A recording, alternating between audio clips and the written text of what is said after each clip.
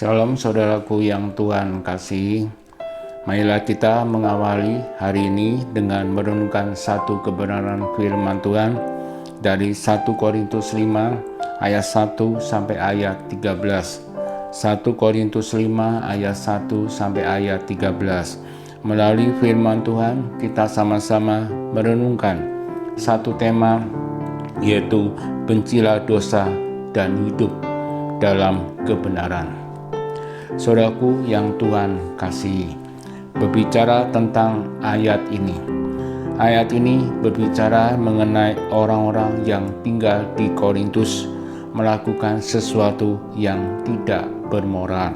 Apa yang mereka lakukan? Mereka berbuat dosa dengan melakukan pencabulan. Hal ini sangat ironis.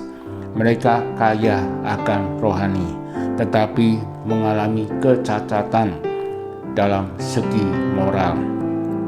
Ia membinasakan tubuh dan mempengaruhi anggota jemaat lainnya.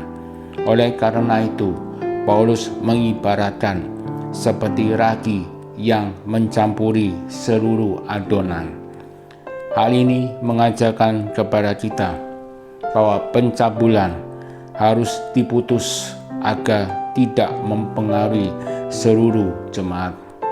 Saudaraku yang Tuhan kasih, berkenan dengan teks ini, Paulus sebenarnya menasihati agar menjauhi mereka, karena mereka ternyata bukan orang-orang di luar jemaat, tetapi mereka adalah orang-orang Kristen. Apa yang ingin Allah sampaikan melalui kisah ini? Ada dua hal yang harus kita renungkan untuk dilakukan oleh jemaat terhadap orang yang melakukan pencabulan. Yang pertama, masalah yang diungkapkan oleh Paulus mengenai jemaat di Korintus adalah mereka hidup dalam pencabulan, yaitu ada orang-orang yang tidur dengan istri ayahnya. Ada beberapa penafsir yang berpendapat bahwa perempuan adalah ibu tirinya. Bahkan ada yang dikatakan bahwa hal seperti itu tidak dilakukan oleh orang-orang yang tidak mengenal Allah. Cara terbaik untuk menghindari dosa adalah menjauhinya. Hal ini juga berlaku dalam pencabulan. Yang kedua, Paulus dalam suratnya membicarakan tentang kesombongan jemaat Korintus. Kesombongan ini berhubungan dengan pengabaian mereka terhadap orang-orang yang melakukan pencabulan. Harusnya mereka sadar apa yang sudah dilakukan oleh orang-orang itu, dan akhirnya melakukan sesuatu terhadap orang tersebut agar bisa membawa dia kembali ke jalan yang benar. Kesombongan itu dapat berakibat dosa. Maka dari itu, lawan dosa adalah firman.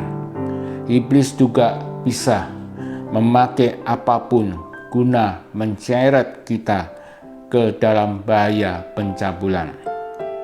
Solusi terakhir adalah kita harus banyak berdoa dan membaca firman Tuhan. Saudaraku yang Tuhan kasih, bagaimana dengan hidup kita saat ini?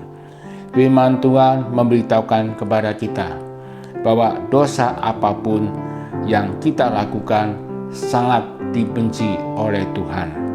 Maka dari itu, tujuan khotbah hari ini adalah kita sebagai orang percaya, kita harus memiliki sikap peduli terhadap sesama ketika mereka melakukan hal-hal yang tidak sesuai dengan firman Tuhan. Saudaraku yang Tuhan kasih, untuk mengakhiri renungan pada hari ini, maka tugas kita adalah berdoa bagi orang-orang dan memberikan nasihat serta bimbingan yang sesuai dengan kebenaran firman Tuhan. Kiranya Tuhan Yesus memberkati kita.